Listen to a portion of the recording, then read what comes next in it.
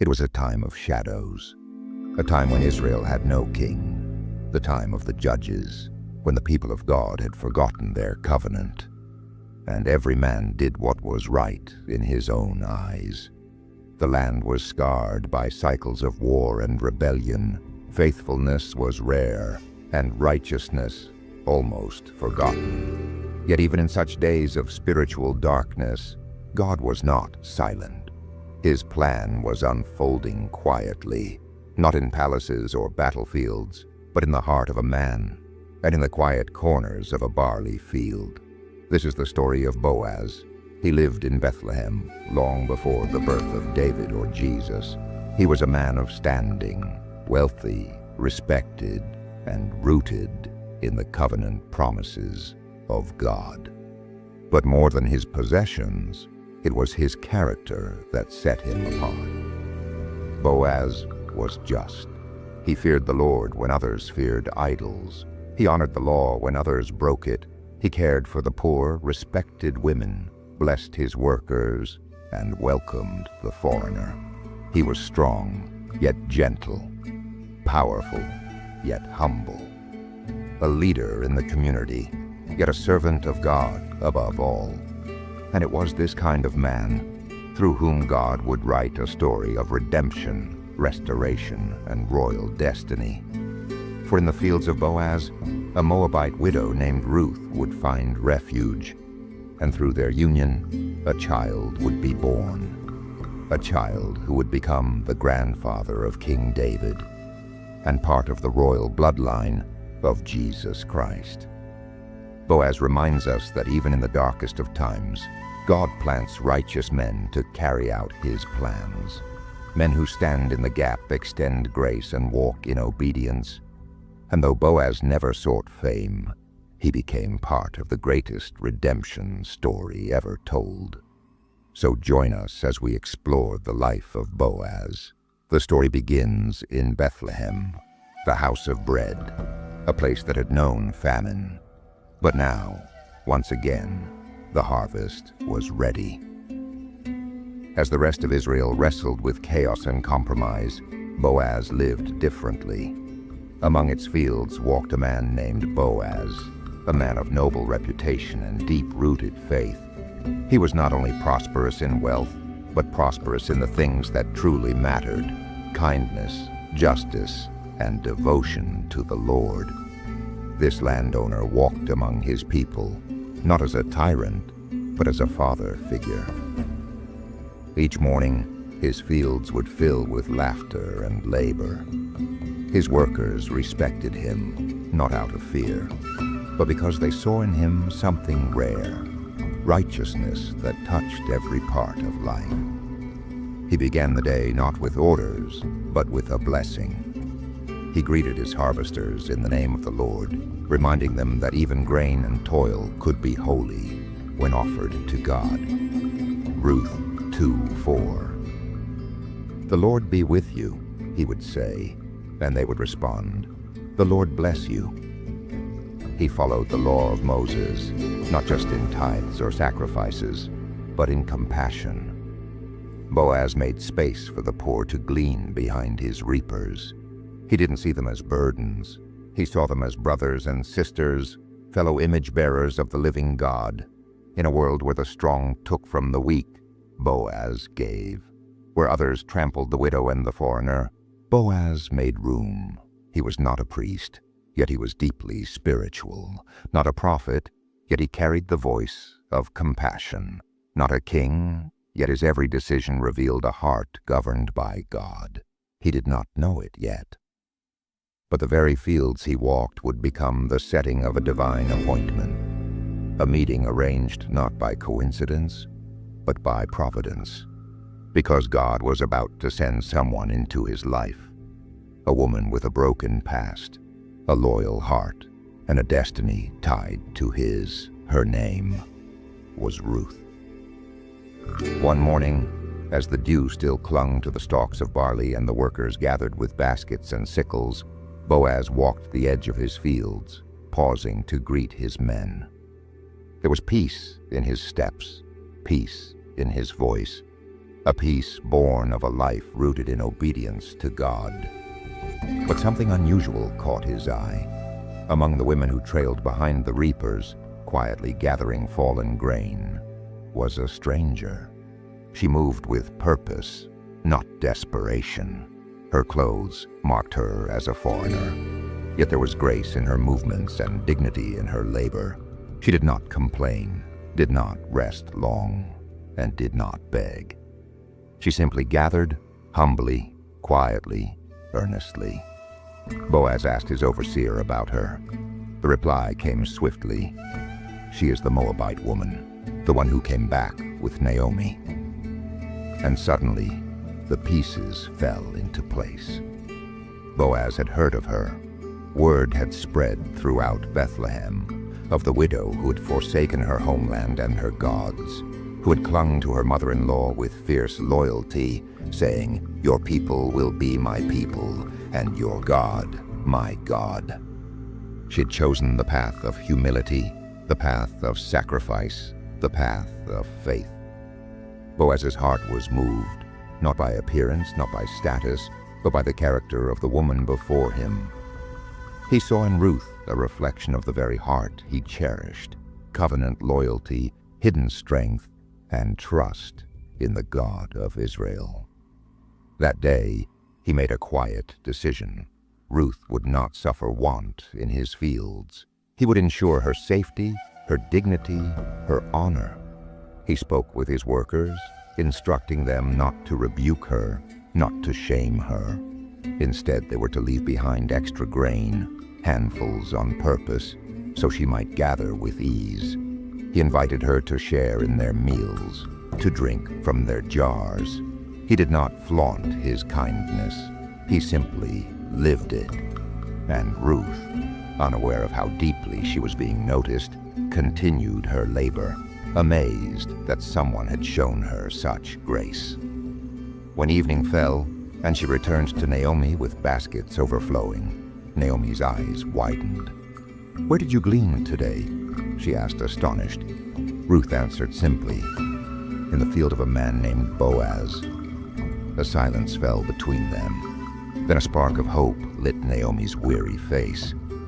"Boaz," she whispered, "he's one of our close relatives, one of our redeemers." In the days that followed, Ruth continued to glean in Boaz's fields. He watched her, not as a man smitten, but as a man who saw God's fingerprints on her life. Her presence stirred something in him, a sense of divine alignment, as though God was bringing together two stories, one of sorrow, one of strength, into something neither of them expected. The harvest days passed like golden threads weaving a greater tapestry. But one night, everything would change, and it would not be under the light of the sun, but under the stars, on the threshing floor, when Ruth would take a step of bold faith, and Boaz would be called to step into his destiny. Under the quiet hush of a harvest night, when the fields lay still and the stars blinked above the hills of Bethlehem, Ruth prepared herself for a step that was as bold as it was humble. Naomi, filled with both wisdom and hope, had guided her. "Wash yourself, anoint yourself, and go down to the threshing floor. Wait until he has finished eating and drinking." Ruth did not go with seduction in her heart, but with covenant in her spirit. She was not seeking favor through beauty, but through righteousness. She would lay herself at Boaz's feet, not as a beggar, but as one appealing to the law of redemption. She would ask, not for charity, but for covering. That evening, Boaz had finished winnowing the barley. Satisfied and weary, he lay down at the edge of the grain pile, wrapping his cloak around himself beneath the open sky. The night was still, the stars ancient witnesses, and in the silence, Ruth approached. With trembling hands, she uncovered his feet and lay down. Hours passed. Then, suddenly, Boaz stirred. Startled, he reached for his cloak, and there, at his feet, was Ruth, a woman of virtue, risking everything in that moment of quiet courage. She spoke only what was necessary, what was right. She asked Boaz to spread the corner of his garment over her. to take her under his wing as a redeemer. And in that sacred moment, something shifted in Boaz. Not just admiration, not just affection, but a divine clarity. He saw in Ruth not a foreign widow, but a daughter of promise, a woman who had chosen God over comfort, covenant over convenience.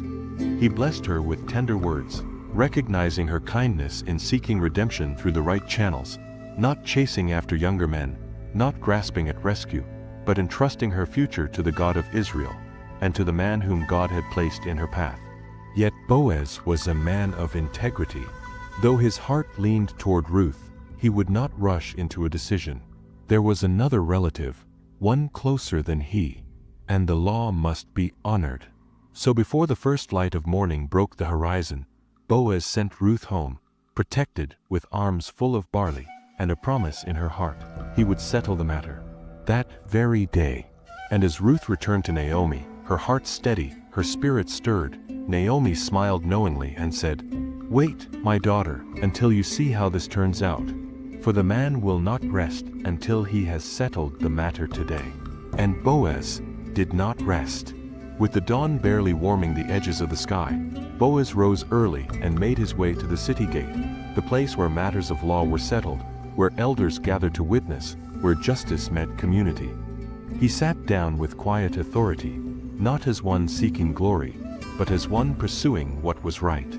Soon the other man, his closer relative, passed by, and Boaz called to him. The elders of the town were summoned as witnesses. A hush settled over the square. All eyes turned to the two men. What was about to unfold was more than a land transaction. It was a moment that would echo through generations.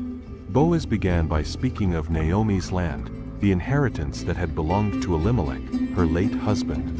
The nearer kinsman agreed to redeem it, seeing only property, perhaps opportunity. But then Boaz added the second part. The land came with a woman, Ruth, the Moabitess, the widow of Elimelech's son. To redeem the land was also to take Ruth as wife, to raise up a name for the dead, to restore a broken lineage. At this, the nearer relative hesitated.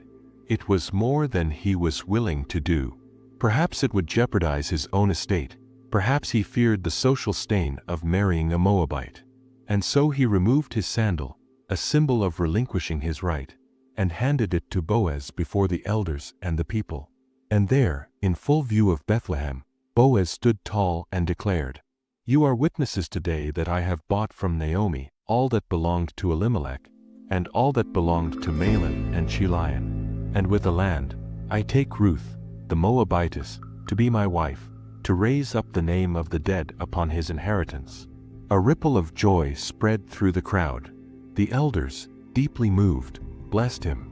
They spoke ancient words of fruitfulness and legacy, invoking the names of Rachel and Leah, the mothers of Israel, and praying that Boaz's house would be like that of Perez, born to Tamar and Judah.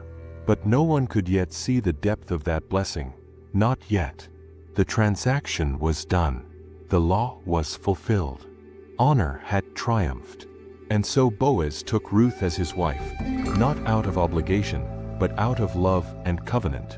What began in quiet labor and risked everything in a midnight moment now found its fulfillment in a joyful union.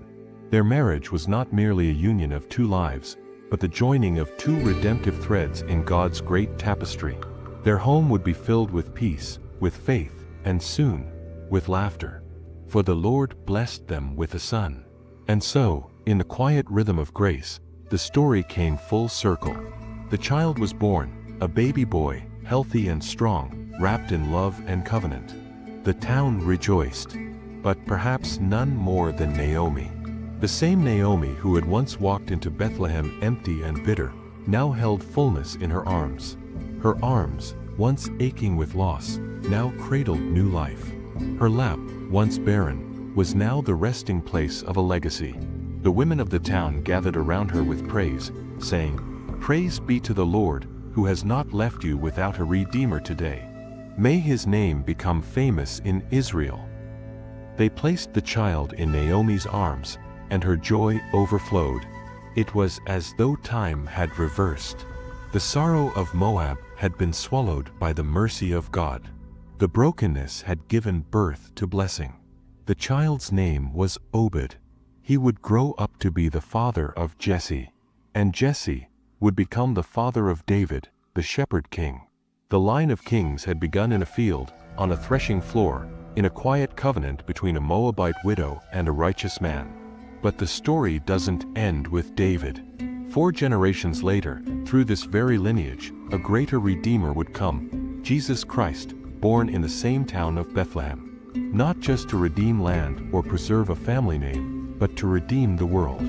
To gather the outcasts, to restore the broken, to cover the shamed, and to bring every Ruth and every Naomi into his everlasting kingdom. Boaz never sought fame. He lived quietly, faithfully, generously, and yet, his kindness, his obedience to God in the ordinary, became the soil in which redemption was planted. He was a shadow of the Redeemer to come, a man of honor, a man of compassion, a man whom God used to change the course of history, not with a sword, but with love. And his story, hidden in just 4 chapters of Scripture, echoes with this eternal truth. When we walk in faithfulness, even the smallest choices can carry the weight of eternity. Visual, a glowing sunset over wheat fields. Ruth, Boaz, and a child walk away into the golden light. Soft fade to an open scroll or Bible. Narrator, voiceover. Boaz didn't make headlines in his day. He simply walked in faith, showed kindness, and obeyed God. And through that obedience came redemption. A child was born. A king was born. A savior came. Your quiet faithfulness matters too. Even the smallest yes to God can echo through eternity. If this story inspired you, like, share, and subscribe. Because kindness still changes history, and God is still writing redemption stories through people like you.